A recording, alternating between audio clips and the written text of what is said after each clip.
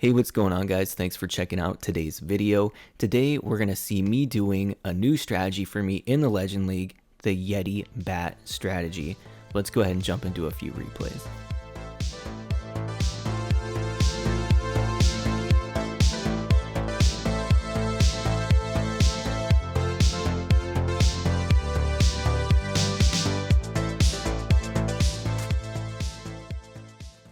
So ignore the level of the base here. It is Legend League. You don't get to choose what you pick or what you get to hit. However, I've never hit this style of base with bats before. Maybe I did way back in the P.E.K.K.A Bobat days, but there were no scatters back in those times. So what I'm trying to do here is two things with the Warden. Obviously establish a funnel to push my Yetis in, and in this particular raid, I'm trying to take down this wizard tower here, and then I'm going to cut a funnel down here with the Yeti and establish taking down this wizard tower as well. That's just two less splash defenses for my bats to have to deal with later on. Now, I chose a Yeti because I knew it would get the trash buildings outside the wizard tower, as well as the wizard tower itself, even though there was a Royal Champion there. In fact, I feel like the Royal Champion actually helped because it dealt damage to the Yeti and forced Yeti mites out. Now we're sending the rest of our Yetis in. We're going to go ahead and wall break into the Eagle. I did not have that good a funnel established here, but if you notice that CC is a small CC, and that pulled my troops in closer to that Eagle.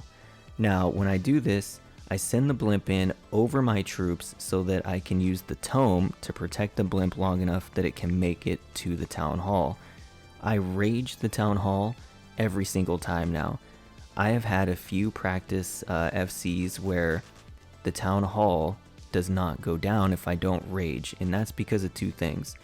The update where the Yeti mites do less damage to the town hall, and people put a lot more damage around their town halls to help stop the Yetis.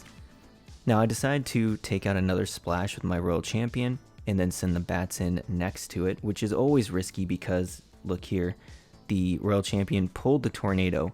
Luckily for me, the bats got ahead enough of the Royal Champion. Does that make sense? The bats got ahead of the Royal Champion, so by the time she triggered the tornado, they were already out of the way, which was fortunate for me because it would have ruined my raid for sure. Now the bats are coming through. I still have two freezes. The Warden actually has a scatter shot tanked, which was pretty lucky. And here we go.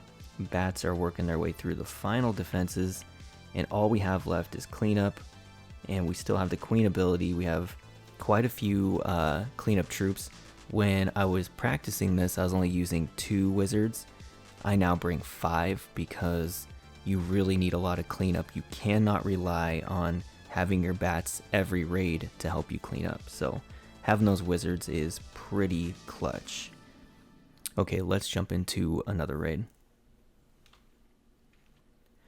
Okay, here we have something of a traditional ring base. Town hall dead in the center, not exactly round rings, they're square, but this is what we consider a ring base in Clash of Clans.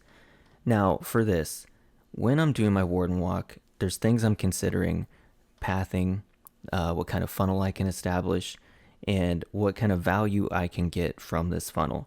With the bat strategy, I'm usually trying to get splash damage, but for this in particular, let me pause this here.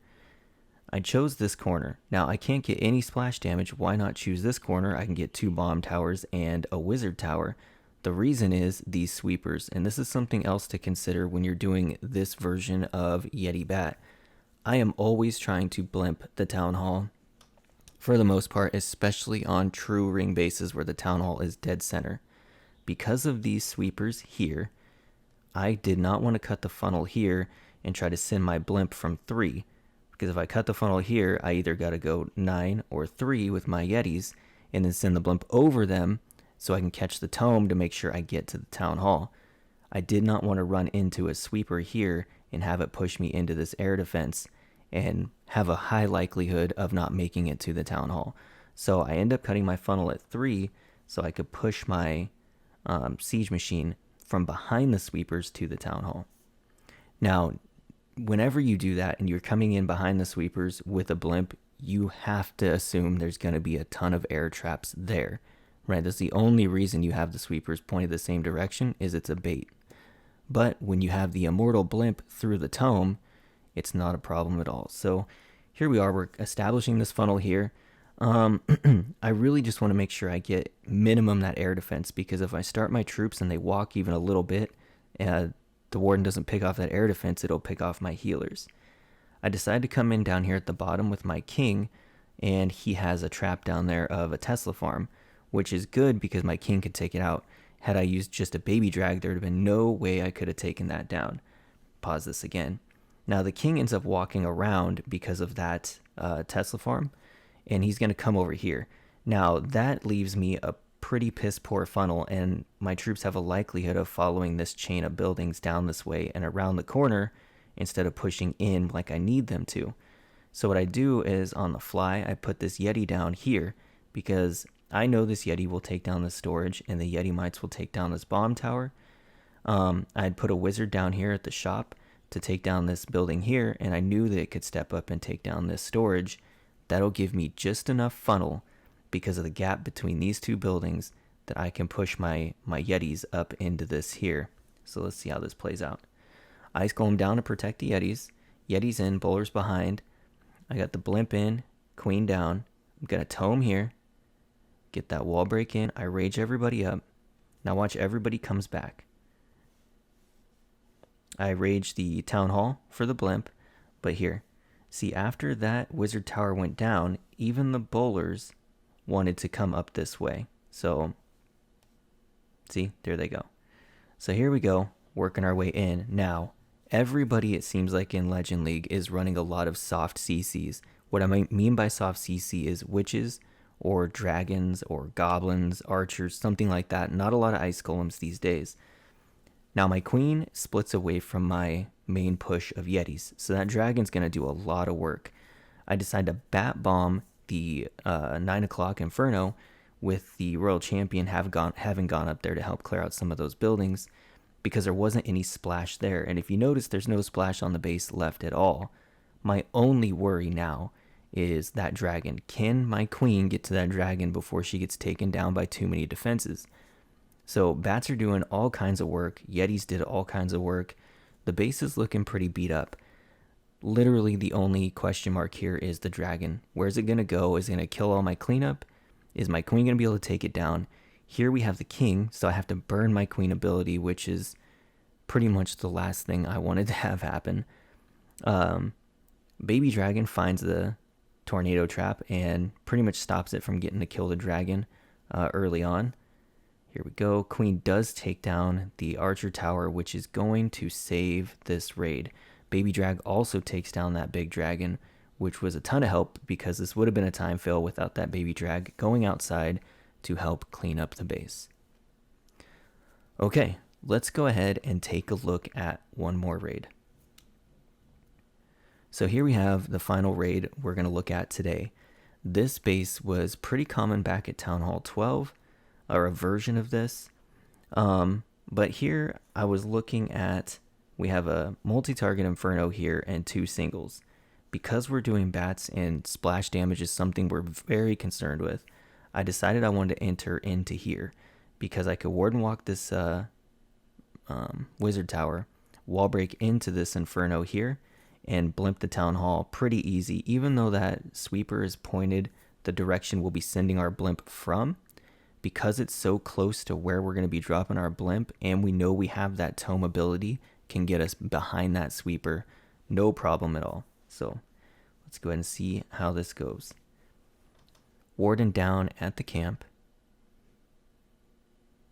Just taking a nice long look at the base.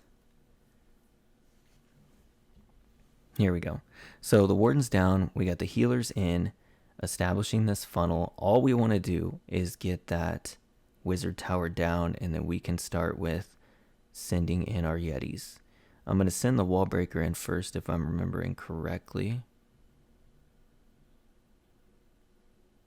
There, come on. Really wanted that archer tower, I guess. There we go. And we're going to set the other side of the funnel up here with a baby dragon, I believe. Yeah. A little risky not going with the Coco Loon there, but because of the blimp, people defending blimps, not a whole lot of Sams completely outside the base at an angle like that these days. Here go the Yetis. Send the whole army in. I send the blimp in. It's very formulaic. You know, you're just looking for the angles you can play and do the same formula and crack these bases with this strategy. So the troops come in. They break out of that compartment. There's a Witch CC, which is great for my poison. Takes them down really fast. The Yetis actually got spun by a tornado trap here, but because I raged, the Yeti Mites just about took it down, and then the Yeti Mites from the main push end up pulling down that clan castle for me. I was holding the Royal Champ because I noticed the Yetis at the Town Hall did not do well. But once I realized it went down, I put the Royal Champ down to pick off a splash damage defense. I start the bats at 3 because I have good bat pathing to these defenses here. I can freeze both of them. They end up going down. Probably didn't need the freeze there, but I had the freezes. I wanted to play it safe. There's only one more wizard tower left, and I'm going to freeze it early. Again, I'm playing it very safe. I don't want to run any risks because if you play too risky with the bats, they will burn you. At least that's in my experience. So now everything is down. We just have a lot of buildings to clean up, and this is where I was saying you want to bring a lot of cleanup troops because it is often the case at the end of my raids I have a lot of trash buildings left outside the base. I don't always have my heroes left alive or the Yetis, so I think it's very important to bring a ton of cleanup. Okay, let's go ahead and take a look at how we did overall. Okay, battle log. Defense looking good so far today. Here's yesterday. Now, we did not have necessarily a ton of cups. 251 is not that great. However, it's my first time using this in Legend League. I was pretty surprised because my first time using dragons didn't even get 100 or didn't even get 200. So you look here, 86, 85, 85. That's kind of my goal. If I fail a raid, I want to be 85 and up. If you know, and that I'm happy. I'm like, okay, I can live with all 85s and end up in the 220-ish range, right? Then I had a triple, a time fail 88, 2 more triples, and then a 67% 2-star, which was the Legend League day was almost over. I forgot that I still had a hit to do, and I went in and I just YOLO'd. I didn't even have a plan. I just spammed at the base for the easy 2-star because there was like 4 minutes left in the day. So I was scared that it wasn't even going to let me attack. But overall, I think this strategy is incredibly strong. I'm hoping to have a pro player who does this strategy and pushes at the highest level. We're talking 6,000 cups plus. Very good player, triples everything with this strategy.